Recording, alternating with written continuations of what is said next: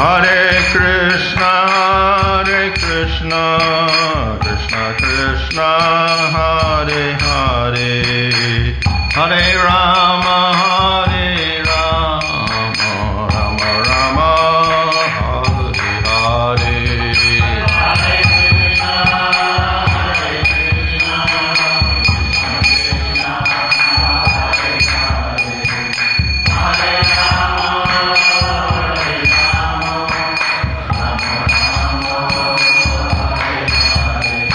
Hare Krishna,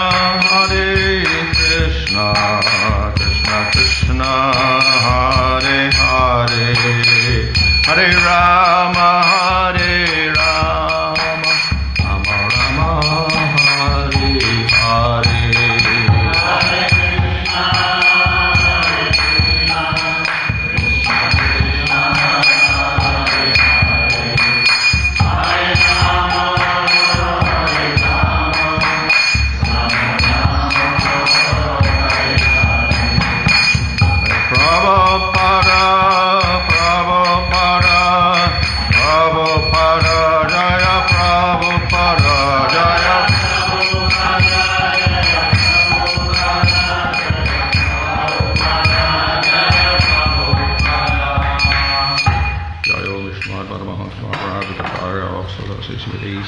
Bhaktivinoda Swami Prabhupada ki jai, Amachar Haridas Thakur ki jai.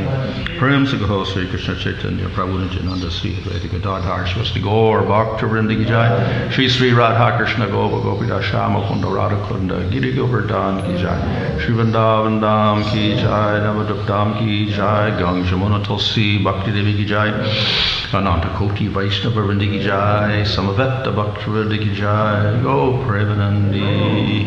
All glories to assembled devotees, all glories to assembled devotees, all glories to assembled devotees, all glories to Shri Guru and Shri Guru, all glories to Srila Prabhupada. Om Namo Bhagavate Vasudevaya. Om Namo Bhagavate Vasudevaya. Om Namo Bhagavate Vasudevaya.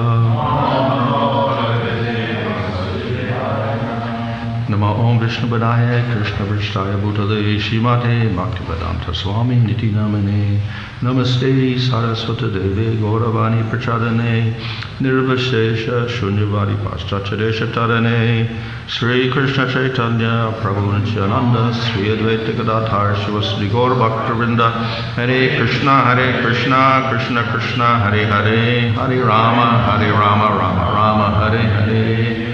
Reading from Srimad Bhagavatam, Canto 2, Chapter 2, Verse 8. Kechit svadehantara hridayabhakashe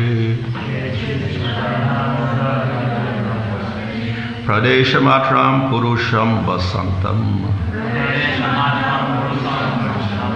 chaturbhujam kanjaratanga shankha Gadadaram Adarayana Smaranti.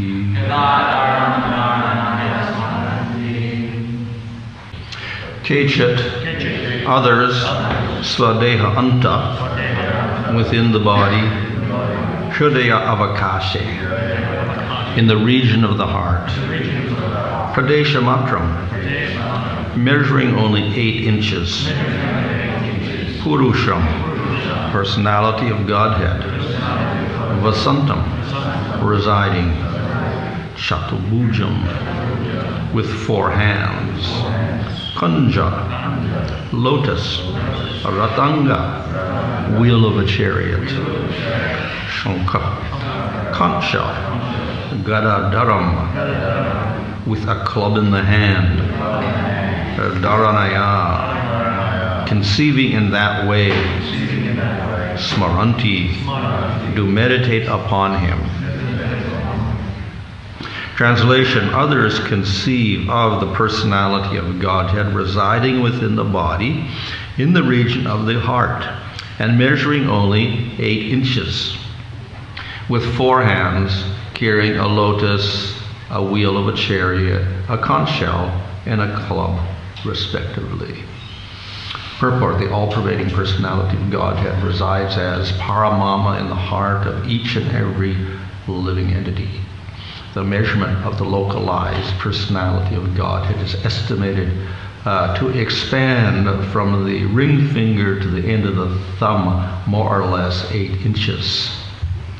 The form of the Lord described in this verse with distribution of different symbols, beginning with from the lower right hand up and down to the lower left hand, with lotus, wheel of a chariot, conch shell, and club respectively, is called Janardana, or the plenary portion of the Lord who controls the general mass.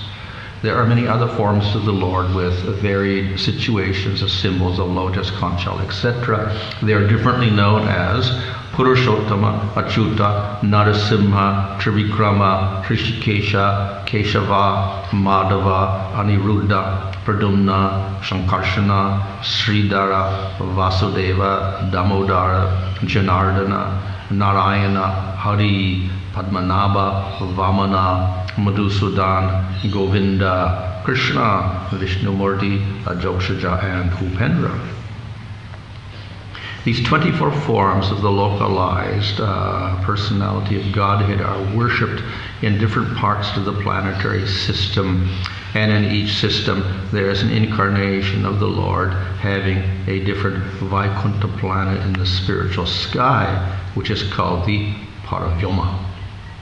There are many other hundreds and scores of different forms of the Lord, and each and every one of them has a particular planet in the spiritual sky, of which this material sky is only a fragmental offshoot. The Lord exists as Purusha, or the male enjoyer, although there is no comparing him to any male form in the material world. But all such forms are Advaita, non-different from one another, and each of them is eternally young. The young Lord with 4 hands is nicely decorated, as described below. Translation: others conceive of the personality of Godhead residing within the body, in the region of the heart, and measuring only 8 inches, with 4 hands, carrying a lotus, a wheel of a chariot, a conch shell, and a club, respectively. Previously, in the previous chapter, there was a description of the universal form, or Virat Rupa, which was described in terms of material elements and planetary systems and senses and sense devatas, etc., all of which were material. And that was advised as the object of meditation. Here we have a more advanced form of meditation on the spiritual form of the Lord called Paramatma. So previously there was a more gross form of the Lord in terms of the Lord visible in this material world as elements, etc. Here we have an actual spiritual form of the Lord. So this is a superior form of meditation for the yogis. The less advanced yogis meditate on the Virat Rupa because they can't appreciate a spiritual form at all. They don't really understand what that is. And those who are more advanced understand that there is a spiritual form to the Lord, and so they concentrate on this form called Paramatma. We see in Patanjali's Yoga Sutras, he makes reference to meditation on the Supreme Lord in some cases. So that's this form here. So this is useful for the yogis in 2 senses. 1, it provides an object for meditation. It is very difficult to meditate on nothing. So generally you need an object or something. So if you don't have an object, at least you have a mantra or something like that. So there's a sound to concentrate on or whatever. So here we actually have a form to concentrate on. So it can be the universal form or a more advanced form, a spiritual form, that is the Paramatma form. So it's an object for concentration. But there's a higher function also for the yogis especially, and that is that if one worships this form with great faith, then this form has mercy. And by the mercy of this Paramatma form, one can more easily get liberation from the material world. So otherwise, the yogi uses the form of Paramatma to get liberation. Okay? And the yogi's desiring liberation, so therefore he'll worship Paramatma. Vishnu Chakravarti has explained elsewhere that a jnani or a yogi, if they offend the Lord and don't worship him, or if they worship him as a material being, then they cannot get liberation at all. So liberation for a jnani or a yogi depends on respect, at least, of the Lord. You have to respect that Supreme Lord and to some degree worship him. So therefore, within jnana itself and within yoga, we have a form of worship of the Lord. In other words, there's a little bit of bhakti there. Of course, it's not pure bhakti, but it's a little bit of bhakti there for the jnani yogi, if they want liberation. If they worship the Lord, then by the power of that bhakti, whatever little bit of bhakti there is, the Lord gets pleased and he will give them liberation. And if the Lord is not pleased and they offend the Lord ignores them and they cannot get liberation. So therefore, even the goal of jnana and yoga, which is liberation, depends upon mercy of the Lord. So they're not independent processes. Certainly you can advance to a certain stage independently, but then if you really want to get the goal of jnana or yoga, liberation, then you have to worship the Lord. So this shows the superiority of bhakti itself. Jnana and yoga depend on their final result upon bhakti and mercy of the Lord. So they're not independent processes. So for that reason, very wise yogis aspiring for liberation will therefore, with great devotion, meditate upon this form of Paramatma. It's also described in Bhagavatam later on that the misfortune of this is that if the yogi is so concentrated on meditation for liberation, then when he sees the Lord, he doesn't develop any further attraction for him. Rather, he prefers to get the liberation.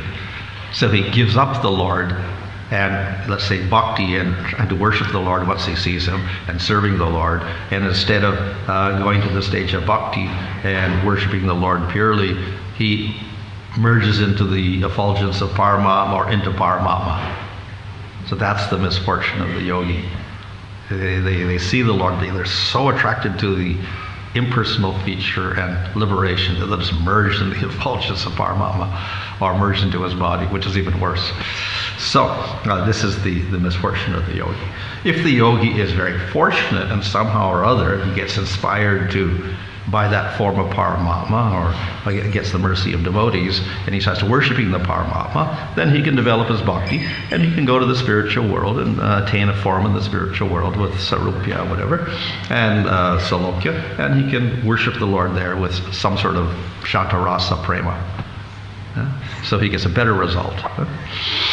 In any case, in this whole section here, Sukadeva Goswami is giving the preliminaries and not the final conclusion of what you should do when you die. So at least we go beyond karma yoga and we try to detach ourselves from the material world, concentrate on the form of the Lord, first on Virat Rupa or the universal form, then we meditate on the Paramatma feature of the Lord, and through this we can get out of the material world. So this is one stage, but it's not the final advice of Sukadeva Goswami. So, therefore, in this chapter we'll find a whole description of this form and how beautiful this form is in order that one can develop attraction for the spiritual form of the Lord rather than the material form. In these descriptions, it will look like it is almost material because we use material terms like the form of Paramatma has 4 arms and we have arms. He has legs and feet and fingernails and toenails and hair and eyes. He has bracelets, he has earrings, he has crown, gold necklace. So it appears to be expressed in material terms. So that is inevitable as long as we're using words which for us connote material objects. And this is, of course, all the Vedic literature is composed of words, and when we read them, we get material concepts from them. So it is inevitable that we'll be accused when we read scripture of simply worshiping material forms or being attracted to material forms. However, this is actually explained later on in the Bhagavatam in the 87th chapter, I think it's, or 10th canto. Prayers of personified Vedas. This question comes up. Parikshit asked the question, since the Vedas are made out of words, and words are actually ultimately material sound, how can they convey the spiritual essence of everything, either Brahman or Bhagavan, who's supposed to be spiritual, if you were using material words? Okay. So that's the basic question. How can we use words to express something which is beyond the material world? So the answer ultimately is that words, though they may appear material, are actually spiritual because they're emanating from the Vedas, and the Vedas are non-different from the Lord. So therefore it's actually spiritual sound.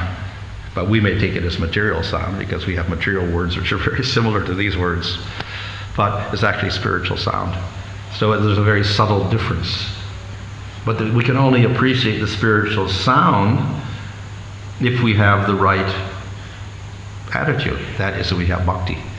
So if we read the scripture with bhakti, then we can get the right meaning out of it. If we read it as a materialist with skepticism, we get a material meaning only. So that's the elusive nature of scripture. So therefore it is said you have to hear with devotion. And of course the speaker, if he's a materialist, will give you a material meaning to it, even if he doesn't intend to. If his consciousness is material, you'll get material ideas out of all of this. Therefore it's useless. If a person who has devotion recites the scripture and describes the form of the Lord, then because of the devotion in his words, we'll get a spiritual meaning out of it. So words are very subtle, and it requires the devotee to deliver the words properly so we get the proper import of those words. Which is why we take scripture through a parampara system, a line of acharyas. Otherwise, we end up with material words. So the words can express the form of the Lord, the qualities of the Lord, and the activities of the Lord. If they're authorized, coming from Scripture itself, and if they are delivered through the medium of the devotees. And then we get the spiritual import of it. And then we have to have some bhakti ourselves to receive it properly. And then we can get the ultimate result. We'll get a spiritual result from that. Yeah. So here we find a description of the Paramatma form of the Lord. So this is a very, we'll see this general form described in other places in the Bhagavatam also. For instance, when Brahma sees the form of the Lord after his meditation to create the material worlds, he sees a form and it's very similar to this. And in other places also we'll find a description which is very similar to this. And that is, we find a four-armed form, Chaturbhujam, holding the lotus, the chakra, or the wheel, and the conch shell, and a club in his hands. And later on, the complexion and the different ornaments of this form are described. And even his size is described.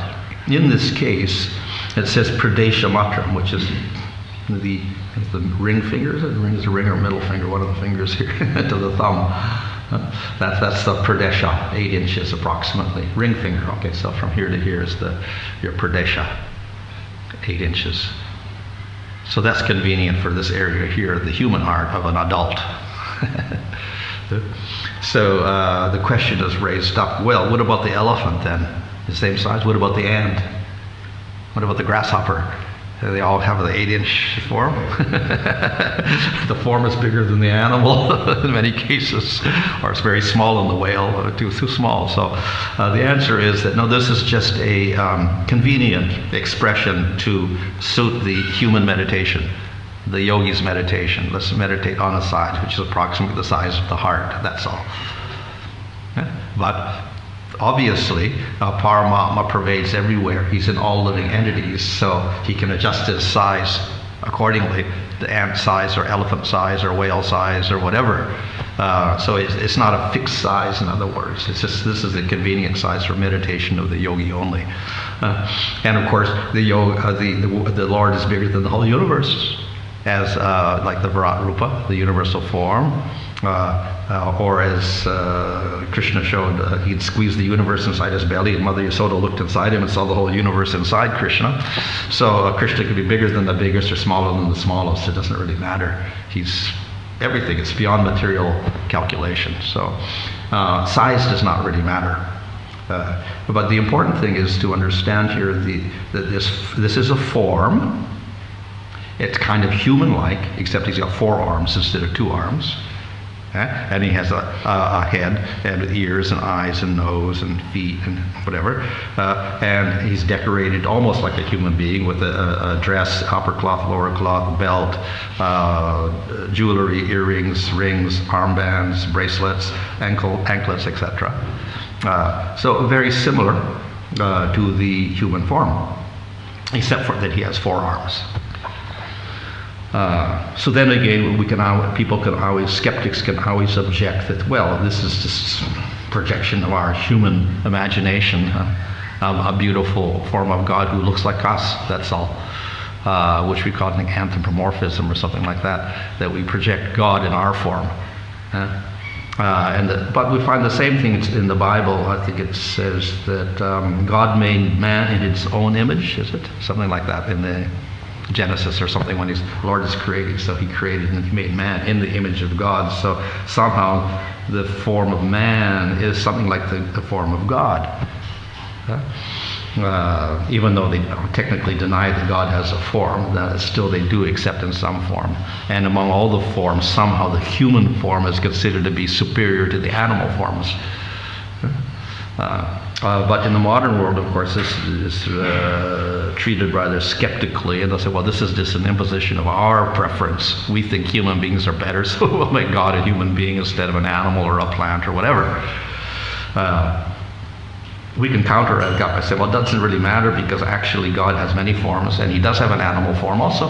He's a horse, and he's a pig, and he's a snake, and he's a bird, and so he's all sorts of wonderful animal forms also. So it's not that we're trying to say that the human form is necessarily superior simply because the human being thinks he's superior to the animals and plants. No. In the Vedic system, the Lord can have many forms, animal forms also. So not simply that, it's a prejudice or whatever. The ultimate answer, of course, is that, in one sense, yes, the human form follows the form of God. Not so strictly, of course, as we may think, but that Supreme Lord in the spiritual world has a particular form which relates to other forms, that is, devotees in the spiritual world. And he does this with senses fully developed. In other words, they all speak together, they see, they hear, etc. So all the senses are developed nicely, and they develop relationships based upon their interaction with their different senses. And through that we get rasa, the loving relationship, and through that the devotee and the Lord experience ananda, or bliss. So the bliss in the spiritual world is based upon spiritual forms, which are rather human-like in most cases. There are animal forms in the spiritual world and plant forms also, but Rupa Goswami explains that ultimately the highest rasas, that is Dasya, Sakya, Vatsalya, and Madhurya, take place between human forms. Of course, we could say that the Lord in Varaha or Nrsimha also has Dasya Rasa, etc. So there is some in the animal forms with that. But basically, the jivas take human-like forms that interact with the Lord with their fully developed senses. Yeah. So and through that, rasa fully develops. So we can say the human-like form in the spiritual world of the Lord and the devotees produces the highest rasa. So that's why God has that particular form, and the devotees there have that particular form. And this form manifests in other places in the spiritual world, and also when the Lord comes into the material world. So, but they're all spiritual forms. The forms we see in the material world, we can say are expansions from or reflections of those spiritual forms. Just as everything in the material world is somehow a reflection of the spiritual qualities of God. So in the meditation on the universal form that we have in the Bhagavad Gita, the Lord describes all sorts of things in this material world which are a reflection of the power or the vibhuti of the Supreme Lord Krishna. So therefore the lion represents prowess and courage. So that is a reflection of the courage of the Supreme Lord. Or the mountain represents, Himalayas represents immovability. No one can move him. And so ultimately that is in the Supreme Lord. He is achala, or immovable. No one can force him to move anywhere.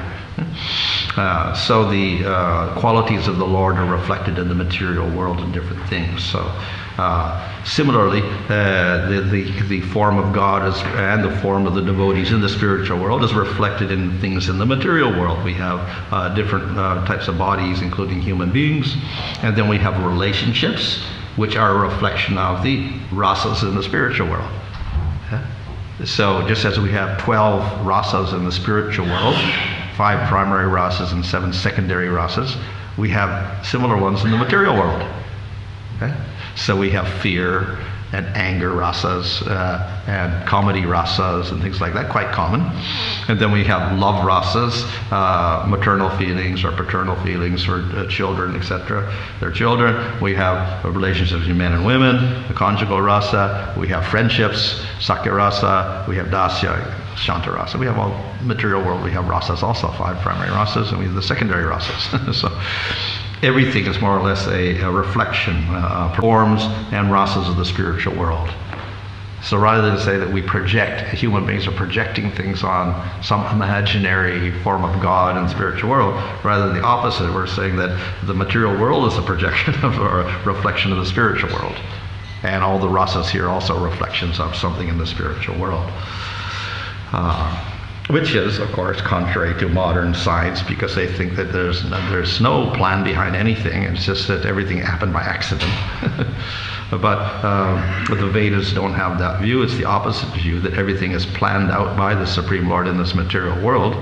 And therefore, in that plan, we have a reflection of everything spiritual in the material world. So all the different forms and the relationships are a reflection of something in the spiritual world.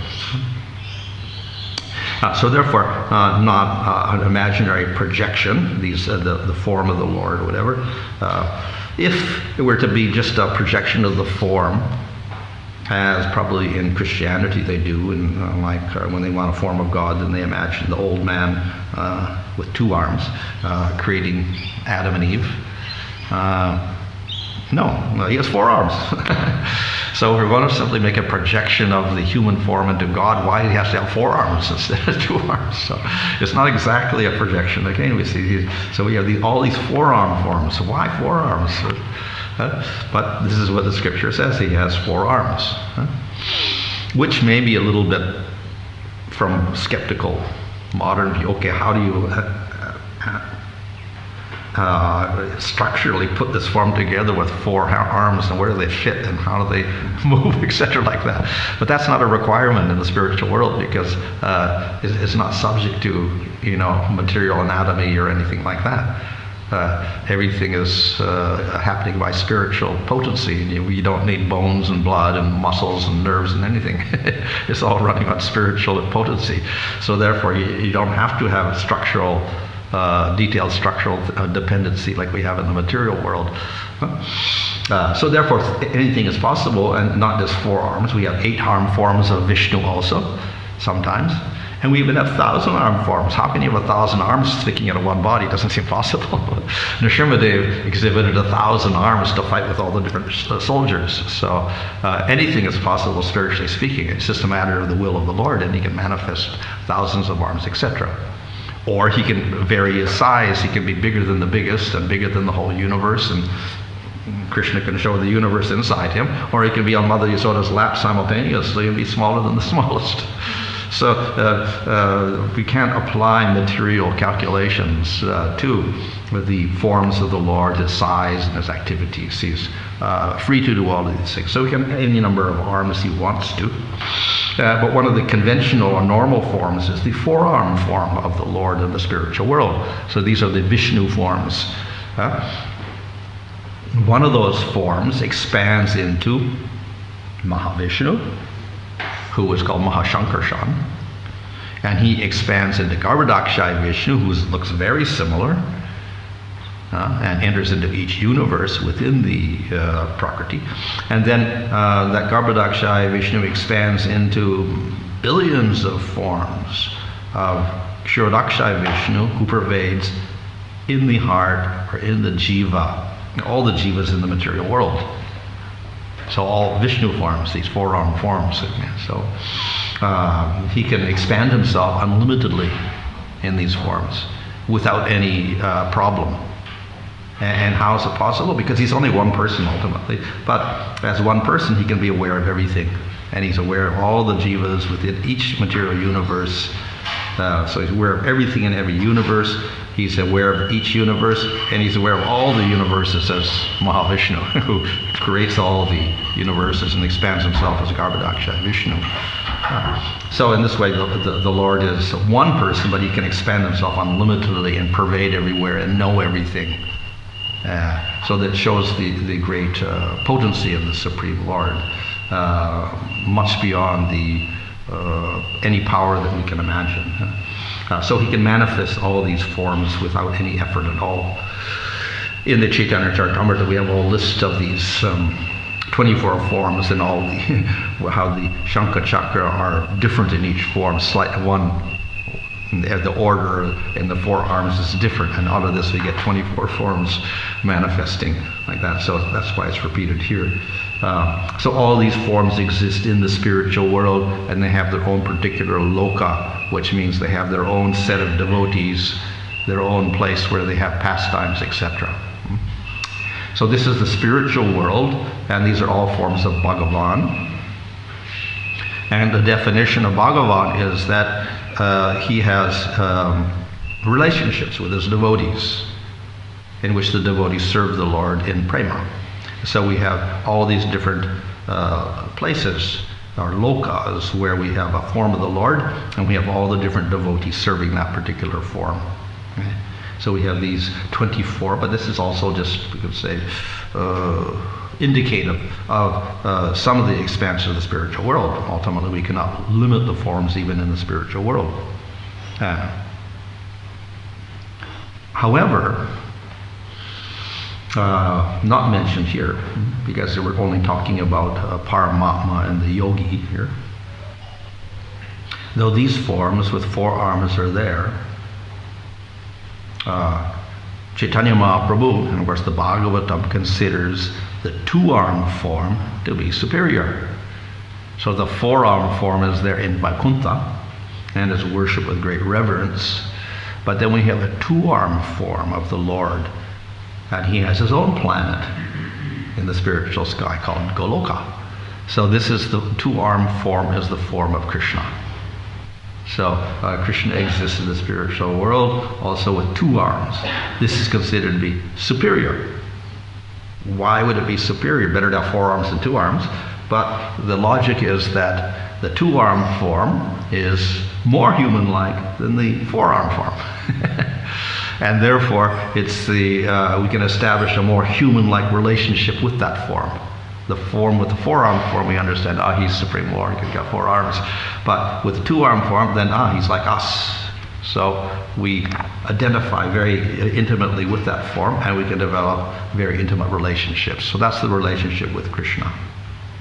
So that intimate relationship gives rise to more intense bliss. So therefore we say that is the highest form to worship. Through that highest form, we experience the highest bliss. So that's the form of Krishna. That, of course, is the essence of Bhagavatam. Krishnastu Bhagavan Swayam. Ultimately, the message of Bhagavatam is that you should worship the form of Krishna rather than these forms, or the forms in the spiritual world. So the form of Paramatma is actually inferior. This form here described as inferior to the forms in Vaikuntha, which look the same, that's four-armed, but they're actually Bhagavan forms. Because this form, you don't really worship in Dasya Rasa or anything, you just look at him and then you ask for liberation. So there's no service established in this form of Paramatma. But with the form of Bhagavan, then you offer service and Dasya as a servant. So that's a higher form, that's a Bhagavan form. But of all the forms of Bhagavan, then the form of Krishna is considered to be the highest form. So he's the two-armed form of the Supreme Lord. So in this way we have forms of the Lord which are spiritual. That's the main emphasis here.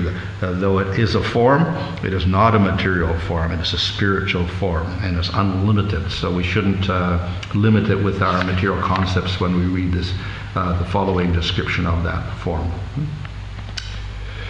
Okay, any questions?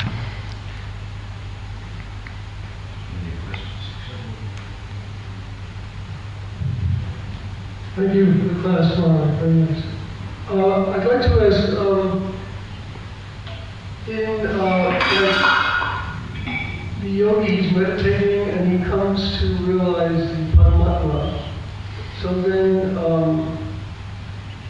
I've heard it said sometimes there's different, like when we go to Brahman, merging with Brahman, it's like deep sleep.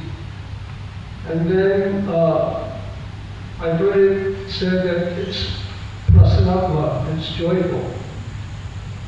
So there's different, my question is there different aspects of that forms of liberation?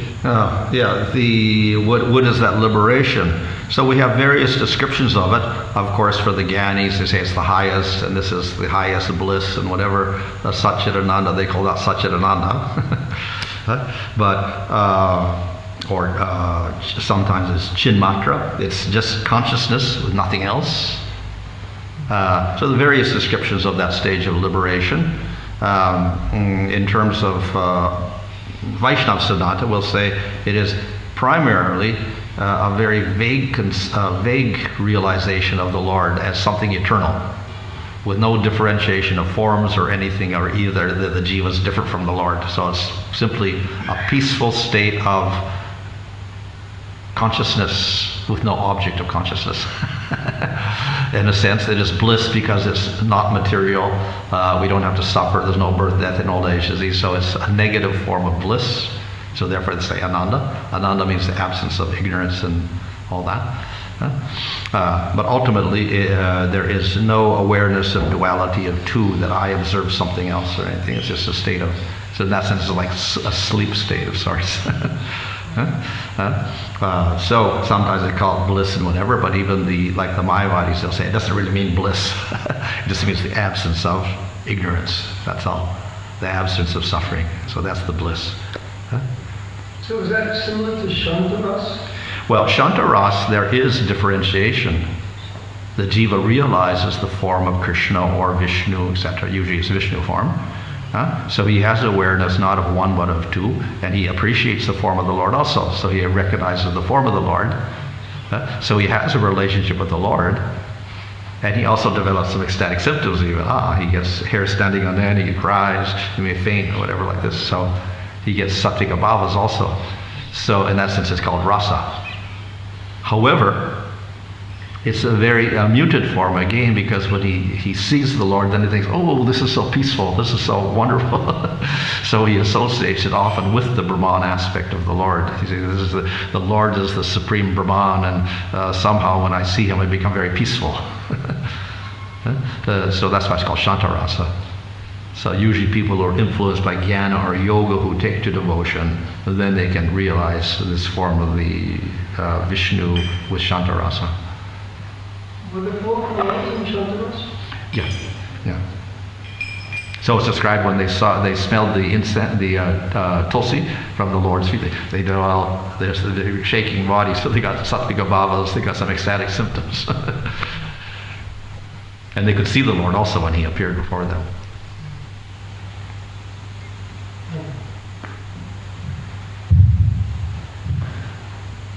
When Parikshit or Dhruva saw the form of the Lord, they were constantly trying to see him again. Mm-hmm. Whereas we heard that the yogi sees the Lord as a Yeah. So persons like Parikshit saw in the womb that form, so he was not a yogi or a jnani. He appreciated that form, and then he wanted to see that form again, not to merge into it, but actually to serve him. And the same with Prahlad. Dhruva. Dhruva saw the form of the Lord. By the mercy of the Lord, he revealed himself to the boy. And then Dhruva gave up his desire for getting a kingdom and everything. He just wanted to serve that Supreme Lord. So even though he had mixed devotion in the beginning, he wasn't like the yogi, and he didn't want to merge into him at all. So because maybe that's the mercy of the Supreme Lord himself, that he didn't allow him to get involved with impersonalism or whatever. So it's not because they had some bhakti already, or it was the mercy? Well, we got mercy of Narada Muni with, in the case of Dhruva. And of course we have the mercy of the Supreme Lord and the Pandavas in the case of Parikshit. So he had, both of them had devotional backgrounds.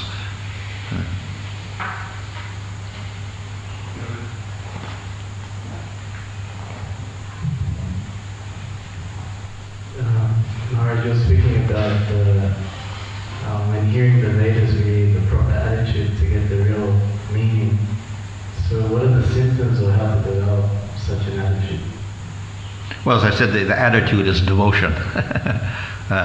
So there has to be devotion on the part of the speaker. In other words, if you're not a Vaishnava and you speak Harikatha, then it's like poison. Like the poisonous milk. And the listener also has to have some shraddha or faith behind him, and hopefully some bhakti, and then he can receive that message properly. If he has no faith, then he won't appreciate those words also, in spite of the fact that it is given by a devotee. So we need both sides qualified. So basically we say faith and devotion is there, that we have a conviction in the Supreme Lord, and that the Lord has a form, he has qualities, he has wonderful activities, we can establish a relationship with him. It's all spiritual, not material. So that kind of conviction is necessary to deliver the message properly. So that is why we find Prabhupada emphasizes, like even the introduction to Bhagavad Gita, we get all the basics there of what you have to accept in order to read the Bhagavad Gita in the proper way. So he clearly says, okay, we have the jiva is the amsa of the Lord. He's only a part and parcel of the Lord, and he doesn't merge into the Lord. He's a separate entity, but he has qualities similar to the Lord's. We have the different rasas he can develop. The Lord is independent and supreme. He's in a higher position. We never merge into him.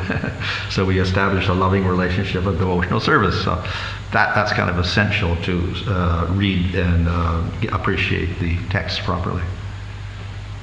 And that's why you can take the Upanishads, which many people take as impersonal, and the devotee reads them, and he says, no, it's not impersonal, it's personal. So if we have a personal attitude, then even out of Upanishads, which look impersonal for many people, we can also get a personal conclusion there.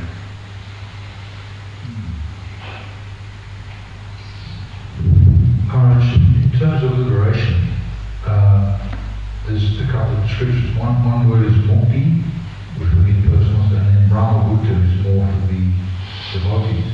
Can you describe the difference between the two? Well, literally Brahma-bhuta means you become Brahman, so which means non-material.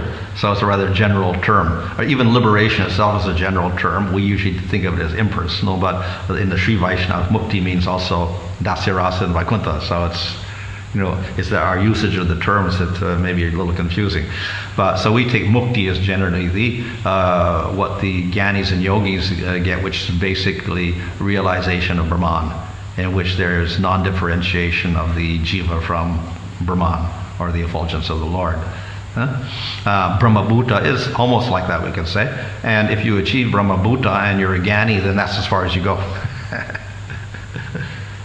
If you're a devotee, of course, you surpass that, and you don't want to even, consider that. It becomes like, as in Nectar Devotion says, that liberation becomes like, a drop of water in the desert. We disregard, we think that liberation is tucha, or insignificant. So for the devotee, one surpasses that stage. It's just we can say, a byproduct of the performance of bhakti.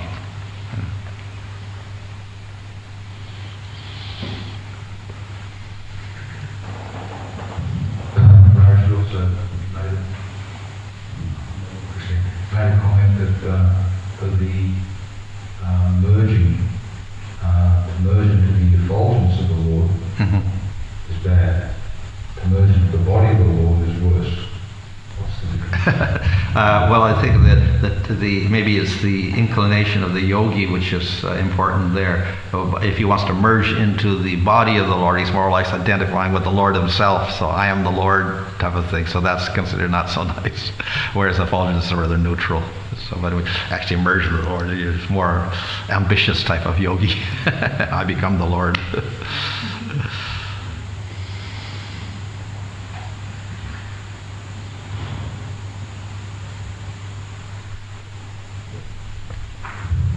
This is a personal question. I don't understand today your last lecture in New Govardhana, correct? You're leaving this weekend? Maybe, I don't know. Depends if I get a proper thing. Maybe, I don't know. Anyway, I just wanted to say, obviously, the others may want to say something, but I want to thank the coronavirus very much for tragedy. And the whole world's been in havoc over this virus. That here in New Govardhana has been a great blessing to everyone, constant association. So thank you, Corona. Hare Krishna. Did it? All right, how do you want to say? Hare Krishna. If you want to do donation to Maharaj, please go ahead. Hare Krishna. Haribol. Swami Maharaj ki jai.